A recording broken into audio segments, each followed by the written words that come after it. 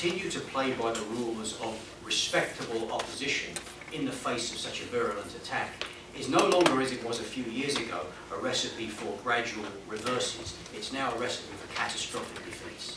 That's basically the proposition that I want to put forward. So that brings me to try to raise a few questions.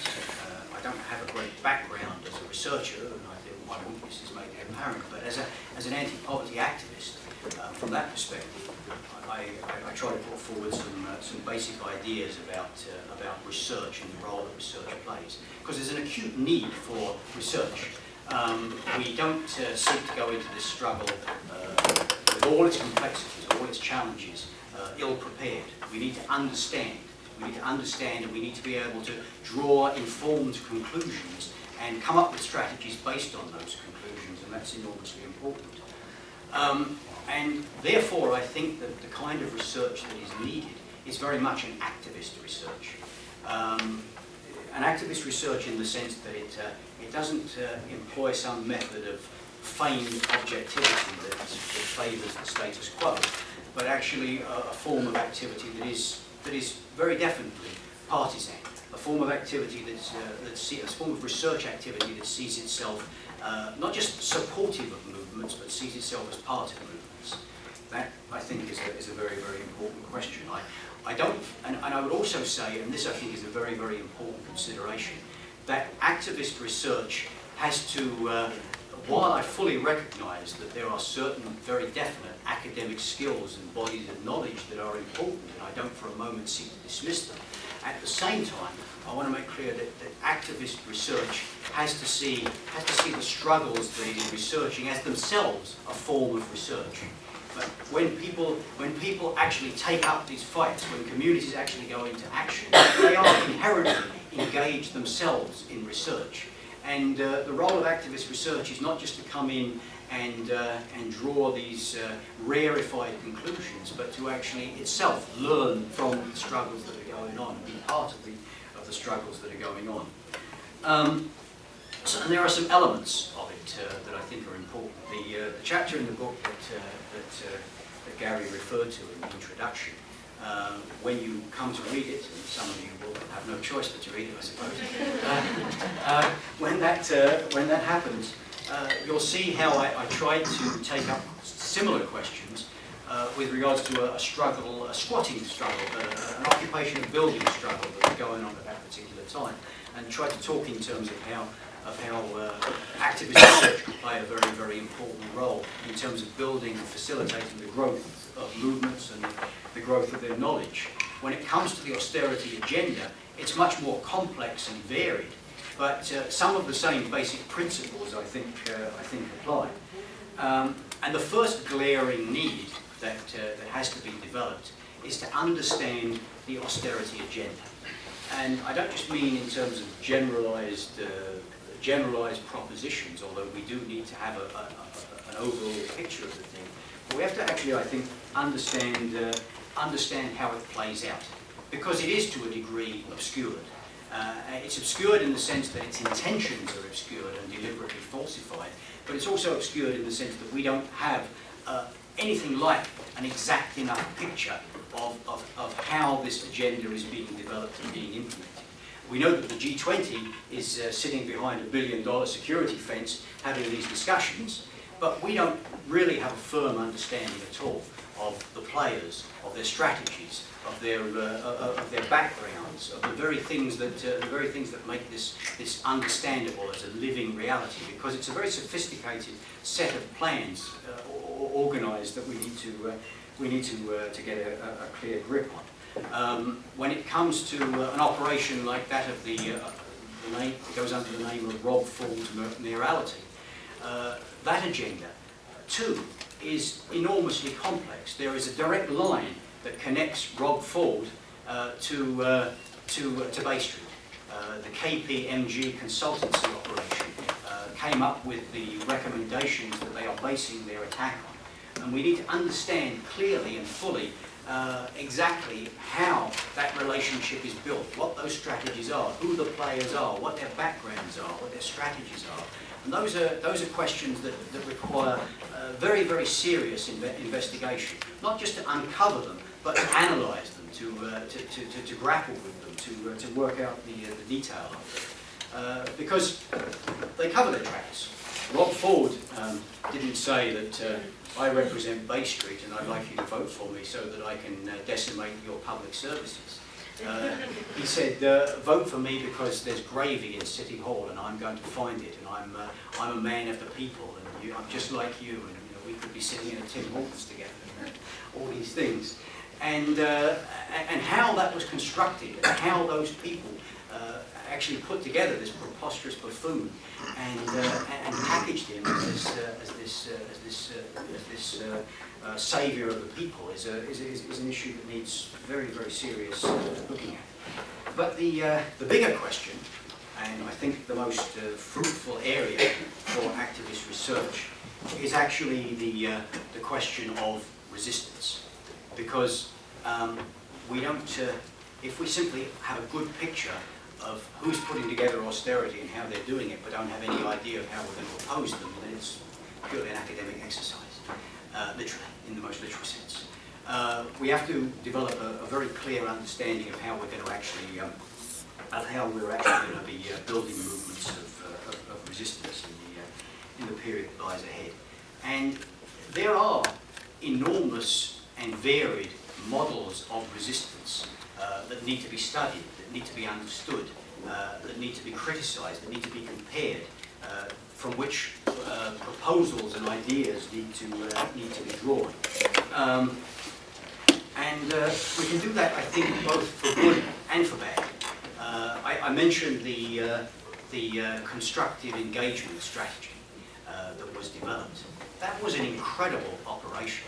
You could spend a decade studying how that operation was put together, how it was prepared. You could spend another decade drawing conclusions and building up a body of understanding around it. It was an incredible operation. I mean, I have to give them credit. It was audacious. It was unbelievable. You have a government come to power and they're now in their third term of office. It's not like they've been fooling people for 6 months. This is an unbelievable process. They come to power saying that there's going to be significant change, that Mike Harris when they're not like him, they're kinder, gentler, they want an inclusive Ontario, poverty is disgusting, and they begin a process of consultation. And the process seems to go on endlessly. They set up one study group and everybody flocks to make presentations to them, to have discourse with them, to have tea and cucumber sandwiches with them. It's just an unending process of discourse. And then they wrap up this one, and they decide they're going to have another study, and then another study, and it goes on and on and on. Now, this is a very elaborate ruse. That on the face of it, I mean, if you look down from above and looked at it, it seems impossible that you could fool people on that scale for that long, and yet they're able to do it. Like, who are the strategists? What are the connections? And all the players who come to the table, like the Pied Piper was playing the pipe. Like, how is this put together? How is this operation put together? It's a fascinating and important question.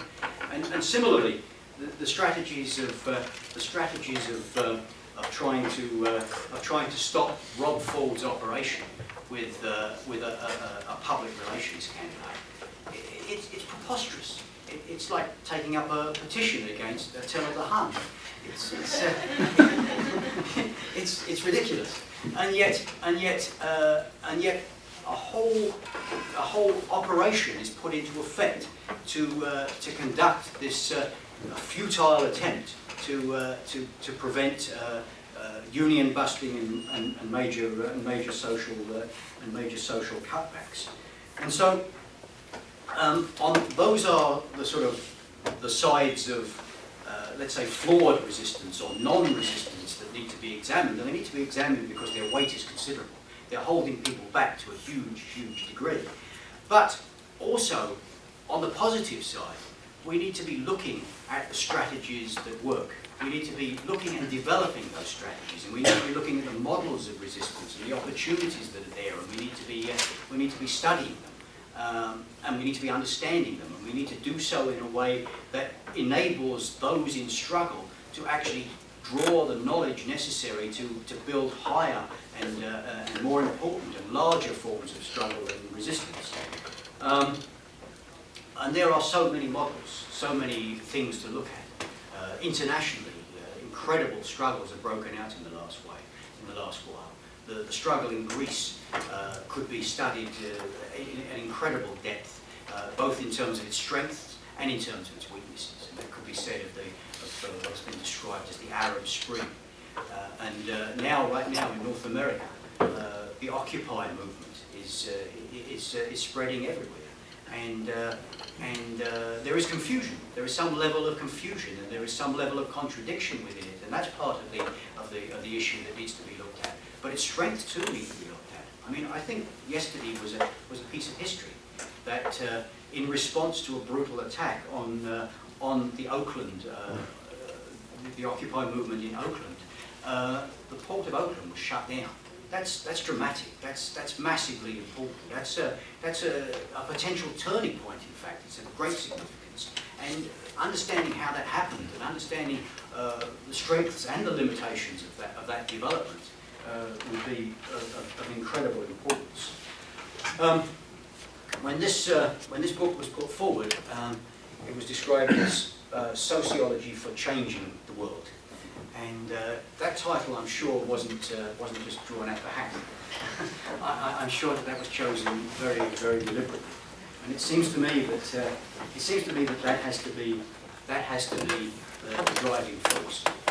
That has to be how those who want to engage in activist research have to see what faces them. Because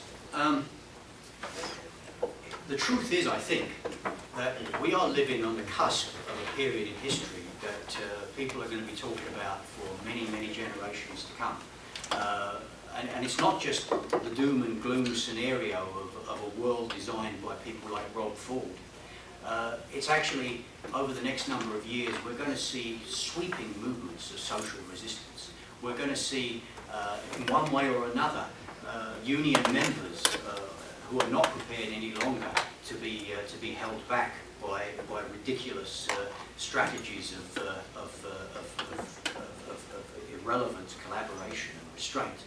And we're going to see communities rise up and actually challenge what's being done to them. So I see a book on the table by David McNally, and I heard him give a talk the other day in which he said something that I thought was really fascinating. Stop the Cuts, which is a coalition of groups, including OCAP in Toronto, that is trying to take a different course to the polite lobbying strategy. Stop the Cuts actually put together a questionnaire and was out on the streets trying to get passers-by to fill in this questionnaire. And one of the questions in there was, would you be prepared to engage in an occupation activity against the austerity agenda? And about 97% of people said no. Okay? So David, who was out there doing this, he came up with this idea, and he changed the question to, would you be prepared to occupy your local library to stop them shutting it down? And a majority of people said yes, they would. So that's a really powerful insight into things. You know, research can't be clumsy.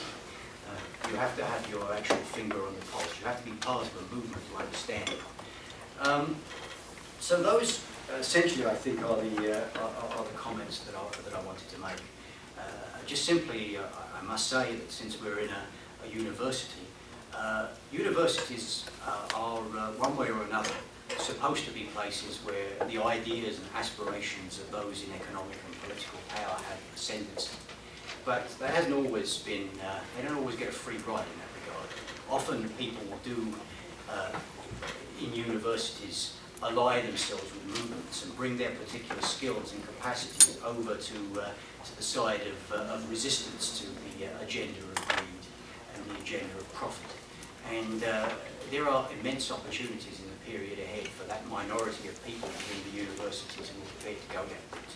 There is a very, very definite need to engage in forms of research that help build movements to precisely change the world. So thank you very much, mate.